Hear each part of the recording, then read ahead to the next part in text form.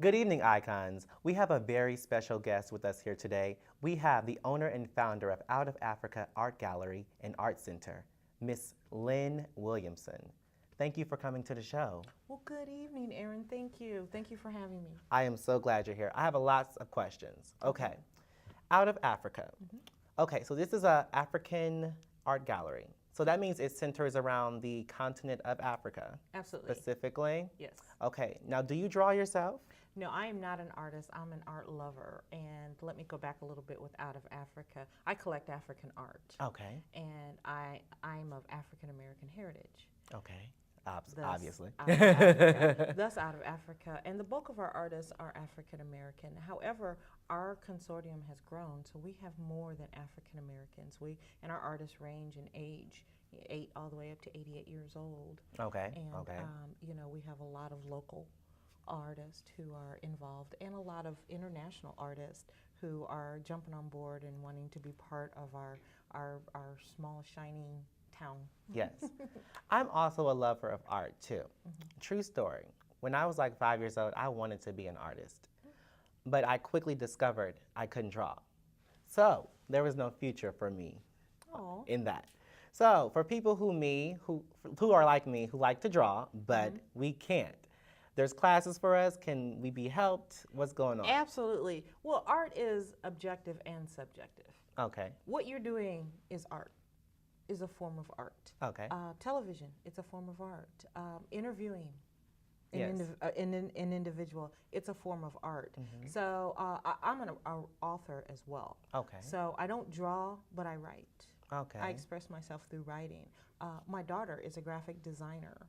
However, she also works with glass, and she's going to start teaching one of our youth classes. So there's an artist, like, the phrase goes, there's an author in all of us. Right. There's an artist in all of us. We may not take it to the canvas with a paintbrush, or you may not chisel it, but you can create in a lot of ways. Okay. So why focus on Africa? Because we have this whole thing with people saying we're in a post-racial society. Why not focus on any continent, anywhere you are? Well, Africa is the biggest continent on Earth. 54 nations, and it's not an all-black continent. Africa has Asian influence, Spanish influence, Indian influence, European influence. So it's practically the biggest melting pot in the world. So why not? Right. And it is the motherland. So Absolutely. So that goes into, at your center, there are also history classes. Yes. So it's, so art we through can history. learn. Yes, you can. Art through history. And that's one of the things that we're going to be doing within our ACE program, and that's art and cultural enrichment. Art and cultural enrichment is sharing cultural experiences with other cultures. Right. Say, for instance, we have Out of Africa meeting with a Brazilian group or a Nigerian group. Just because they are from Africa does not mean they have the same connection as we as African Americans do. Right. It's a total different world. And that's good to know. The food, the clothing, the way they educate their children is totally different. So, and I think that's very important. And here in Illinois, we are a huge multicultural community in the entire state, and especially downstate. That's true. So I want to celebrate that, and I want to bridge those cultural divides. Absolutely. So you are asking that people come out and also not only get educated, but we need educators. Absolutely, Yes. absolutely. We have some upcoming projects coming with the Springfield Urban League, the 21st Century program, where we will be servicing their after-school programs, and that's youth from 8 all the way up to 18 years old. And so if you are an artist, if you have art appreciation, if you are a poet, if you're a photographer, if you're a camera person, any sort of art, and any history that you might be able to share with these young people, or even your profession, being able to share what you do for a living, whether you're a doctor or a lawyer or a street painter, it's an art. And there's another generation coming up behind you, so we need your help to come share your experiences and come teach an art class 1 hour once a week. Yes. So I'm looking at the many different things you guys have to offer. You have art camps for the kids. You have Youth Ambassadors Summer Internship, Yes. which involves digital media. Yeah, absolutely. Okay. That's going to involve, it does involve college students, Capital Area Career Center, SIU.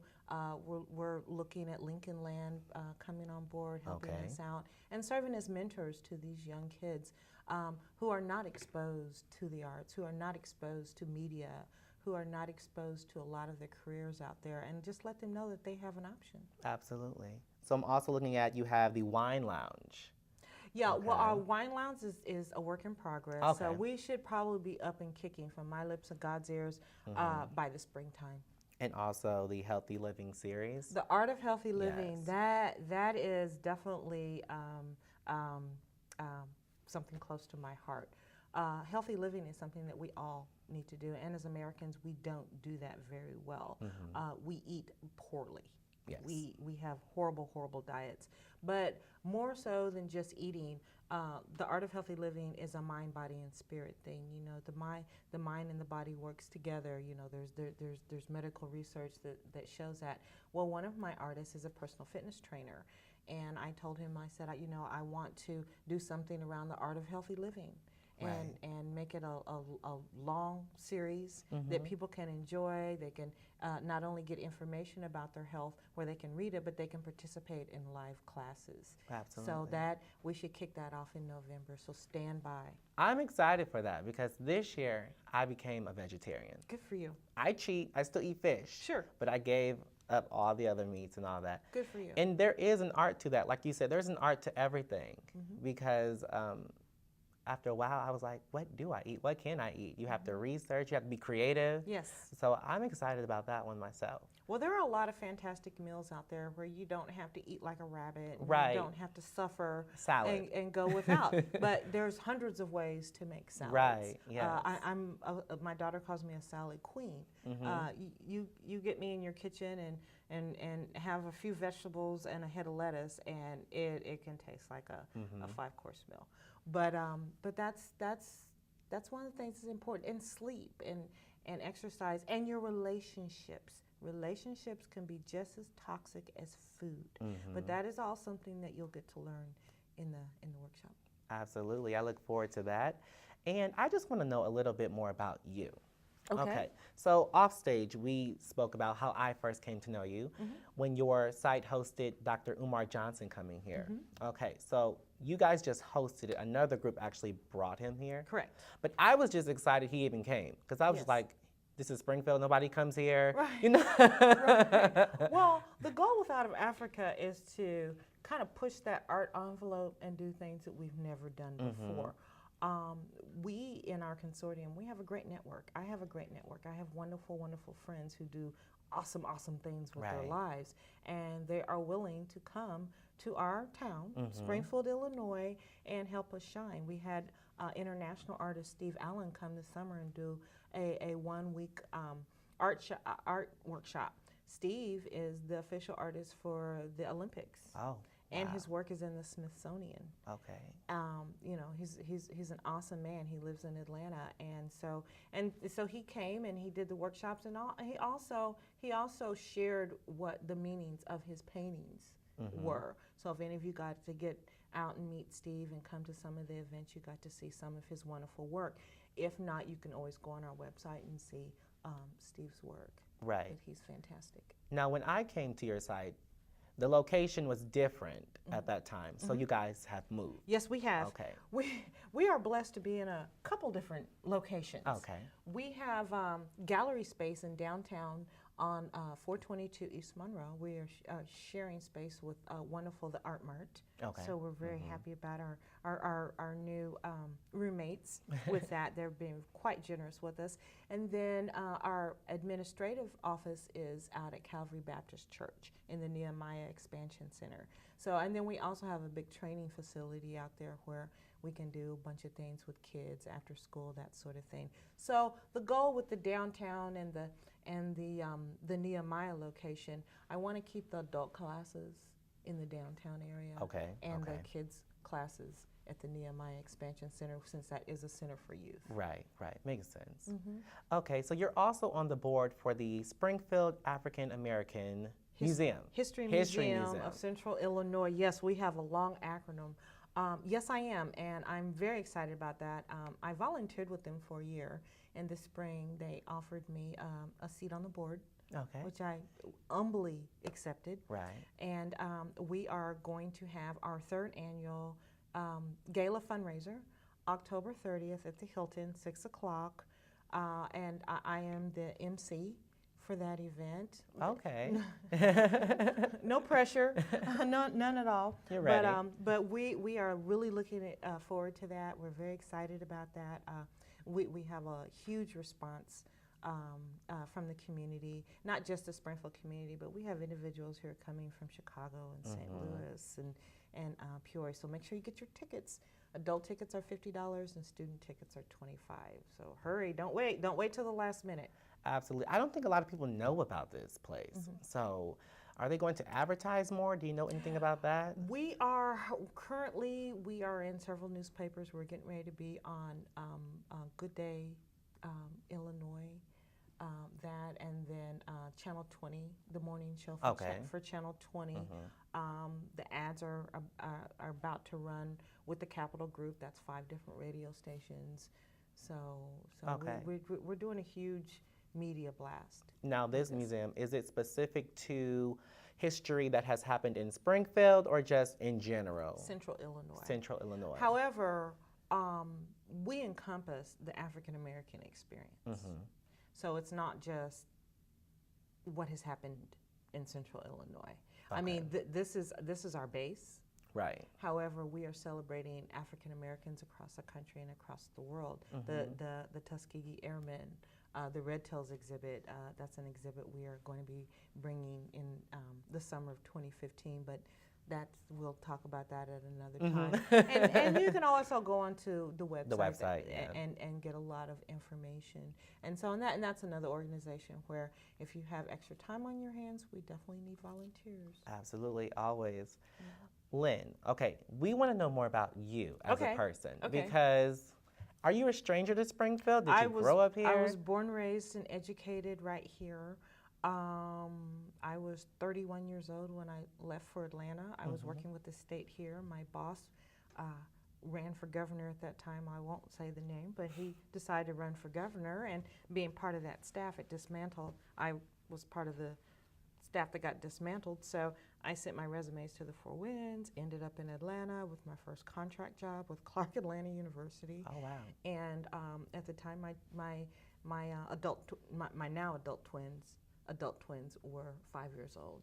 So and you I came raised back them. here? This is my home. This is my home. I have lived in Atlanta and loved Atlanta and thrived and built a tremendous network in Atlanta. But however so humble, there's no place like home.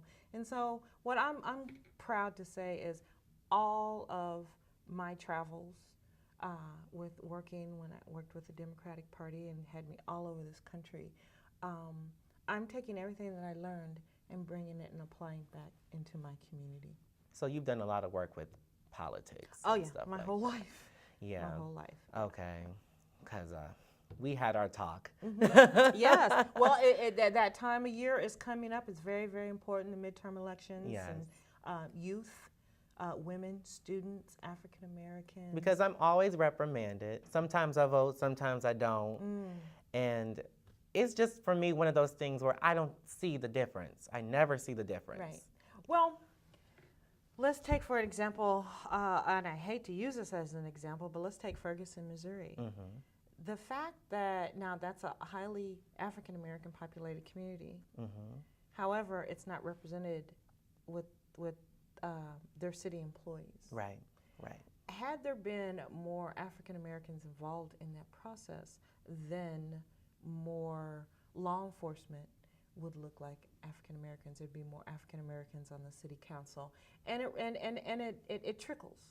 It trickles downhill, and it is very, very important. What people don't think is important or doesn't matter or doesn't affect me, it affects all of us.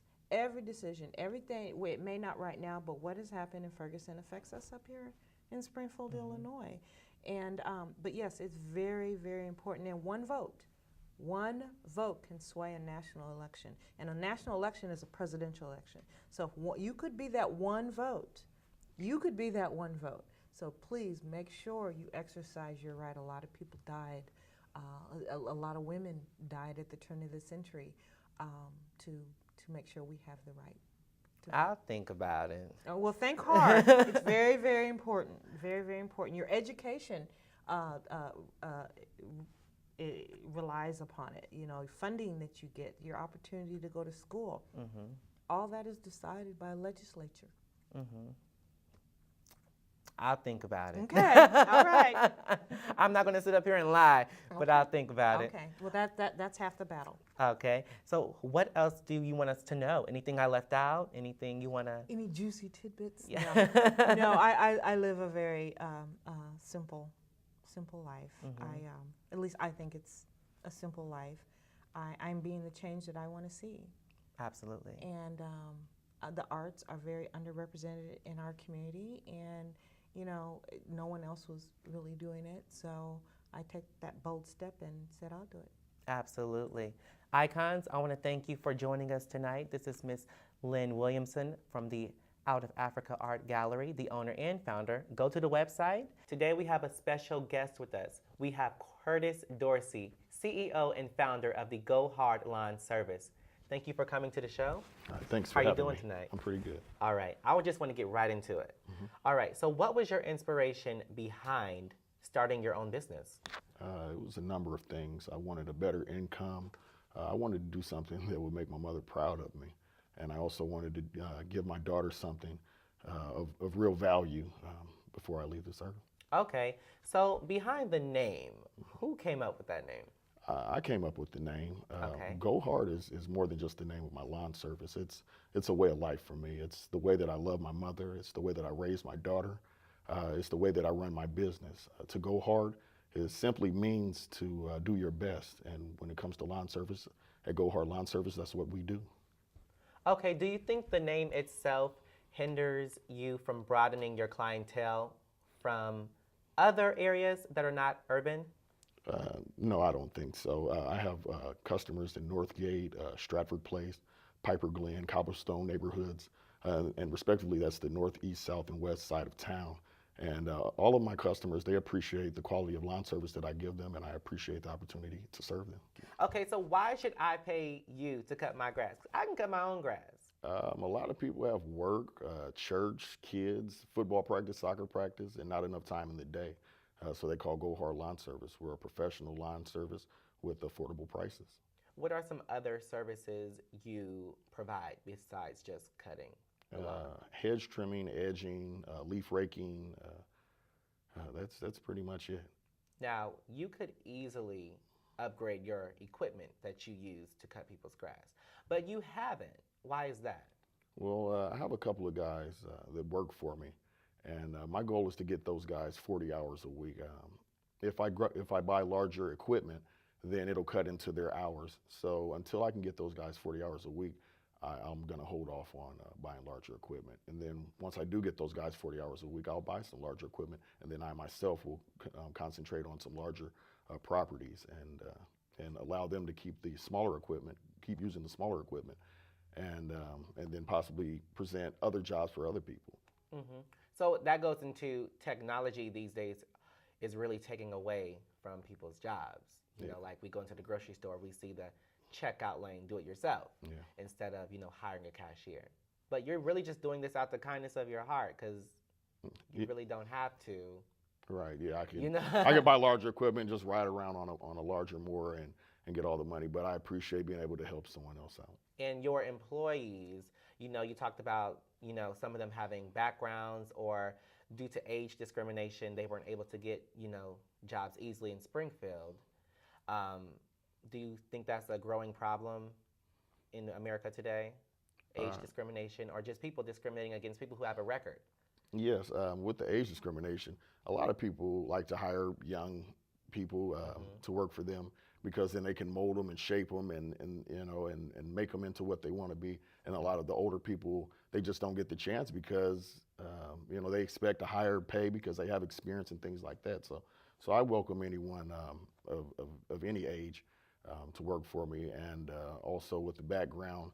A lot of people are discriminated against. You know, they serve their time and pay their debt to society, or however that's put, and then they're not given the opportunity to work for anybody. So I welcome them as long as they're respecting me and what I'm trying to do. Then I give them the opportunity. Okay. So out of this business venture also spawned a mentorship with kids called Youth Opposed to Unemployment. Did I get that right? Yeah, you did. Okay. So explain to us what that entails. The U program, or Youth Opposed to Unemployment. I started that because a lot of kids would walk up to me while I work and ask, can they help me out with my lawn service? And a lot of times I just don't have the work to give them. But I hate to see these kids eager and wanting to work just walk away with nothing. So I started a program where they can learn job skills, how to obtain jobs, filling out job applications, calling people back, and being persistent. And I started this program, and I want to give the kids something to work with. This first year that I did it, it was just a lot of mock applications and just a lot of job skills that I gave. And the next year, this next spring, I will start the program again, and we will do more actual applications because these kids want to work. So I'll help them obtain jobs. Okay. So I want to know a little bit more about you, yourself. Okay. Why did you stay in Springfield? Family. Family. My mother's here. My family's here. Okay. Do you plan on ever leaving? I like St. Louis a lot. I'm always visiting there. I have family down there as well. But until I can get my lawn service together where I can have someone run it for me, someone I can trust, and my lawn service grows enough, then I'm here to make sure that's taken care of. Okay, so you were born and raised here. Yes. What is the main issue you think is in Springfield? I don't know what a main issue is for a lot of people, but one thing for me is that kids in high school and in grade school, they're not given any tools to obtain jobs. In these grades, they're only given things, the Army and the college. And like maybe 50%, I don't know what percent, does not go off to the Army or to college, and they're just stuck here in Springfield. No one really says, hey, this is how you get a job. This is how you keep a job. You know, you don't call off for work for any reason unless, you know, you physically can't make it. You know, there's nothing of structure that I know of or I can remember from high school when I was there that taught me how to get a job and keep a job and the importance of a job. Wow. So that was when you were in school. Yeah. And you still don't think it's gotten any better? Well, I do know a lot of kids that they come to me and they ask me for work. And going back to the program, when I started the program, the applications looked terrible. And then I was dealing with middle school through high school kids. They asked me questions about what is a reference, who do I put down for a reference. They asked me questions about what do I put for special skills and different things like that. And I had to tell them that you can put me as a reference, members or mentors from the Boys and Girls Club and different organizations, your basketball coach as a reference. I had to tell them that for special skills, you can put some activities that you do, extracurricular activities that you do in school as special skills. You know, you have to give them filler for the application and tell them how to present the application when they fill it out and how to check up on it. There's nobody who did it then, and in the program, no one had showed these kids how to do it. Okay, so the program, are you partnering with somebody? Mike Falana at the Boys and Girls Club has given me an opportunity to use some space down there, and he supported me 100%. Okay. Yeah. Okay, so in this upcoming election, everybody's talking about it. Yeah. Who are you going to vote for? Well, I know Andy Menard has done some things in my community. I live on the east side of Springfield, Illinois. And I know he was at the Martin Luther King March there, and he has had some fundraisers over at Max Lounge, a local bar. You know, so I know he's doing some things in my community, partnering with some folks that I know. So Absolutely. We actually had Dominic Watson come on the Yeah, show, good- and good guy. he works for him. Yeah, he works So for the yeah, they Springfield are Urban reaching League. out into the community. They're just not talk. I can vouch for that. Okay. Is there anybody else you can think of who you'll be voting for? I really don't know a lot Not of yet? other guys. Not as of yet. Okay. Because you know I'm not a voter. I'll be honest. Okay. So they're telling me I need to vote and get out there, but nobody catches my attention. So like you said, just Andy Menard, but at this point, nobody else is really doing it. So I think Springfield as a whole can do better on that. Would you agree? Like, we don't know these people running. We don't. Right. I mean, they come once a year or whenever voting comes around, Right. and they're in our face, but the rest of the year, they're no face. Right. Out of mind, out of sight. All right. So if there was a movie on your life, which actor would you like to play you? My sister told me to say Denzel Washington. So I figure, if he's the best, I want to be the best. Go ahead and give me Denzel Washington? Sure. So what if Denzel Washington, we can't afford to pay him? So Oh my goodness. Give me Kevin Hart, I guess. Kevin Hart? Yeah. No. Martin Lawrence. No. I was thinking Anthony Anderson. Anthony Anderson. Okay, I could go with Don't know Anthony him. Anderson. If this is gonna be a movie about my life, I don't care who plays it. Just come and support it. Okay, who would you want the leading lady to be? The love interest? Taraji. Taraji. Everybody Yes, loves her. Yeah, everybody does. What about Gabrielle? Yeah, she's fine. Making too. good? Making good's good. Anybody else? Paula Jai Parker.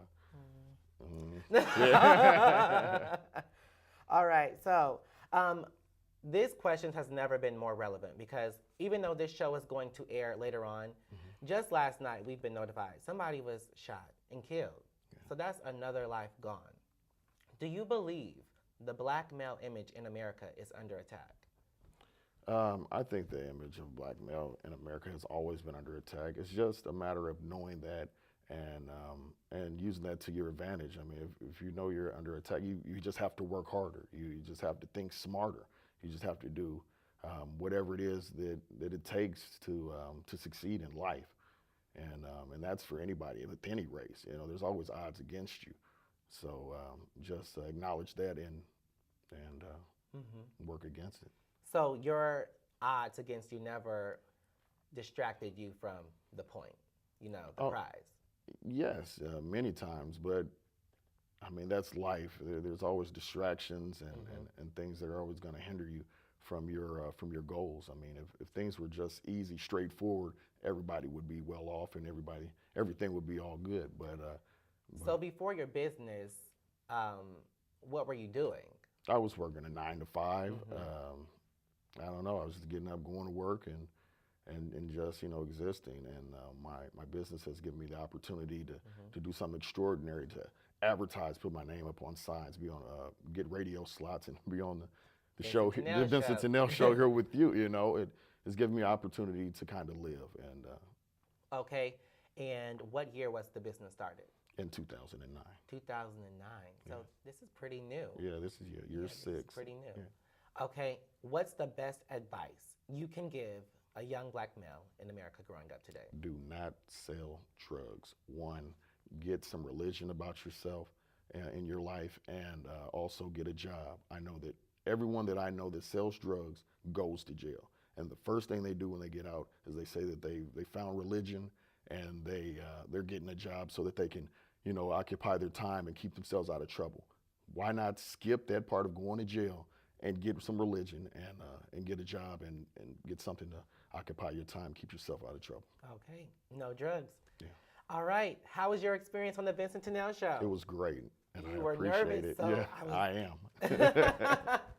I was a little bit nervous for you. Yeah. You're making me nervous. I'm sorry about that. But okay, everybody who comes on the show, we give them a book. Okay, cool. This time, I wanted to do something different because I don't think people read books anymore, just to be honest. Okay. So I got you a magazine. All right. Okay. Cool. So this is Uptown. We have Common and Salida E. Banks on the cover. Okay. So I don't know if you read magazines or not. Yeah, I'll but check I'm it sure out. somebody's going to read in your family. Yeah. Okay. Do you have any closing remarks before we leave? No, I just appreciate the opportunity to be on the show and the opportunity to serve Springfield. And I thank Springfield and the surrounding communities for supporting me in everything that I've done thus far and your continued support. All right, you heard it from him himself. Thank you, icons, for tuning in to another episode of the Vincent-Tennell Show. You have a spectacular evening.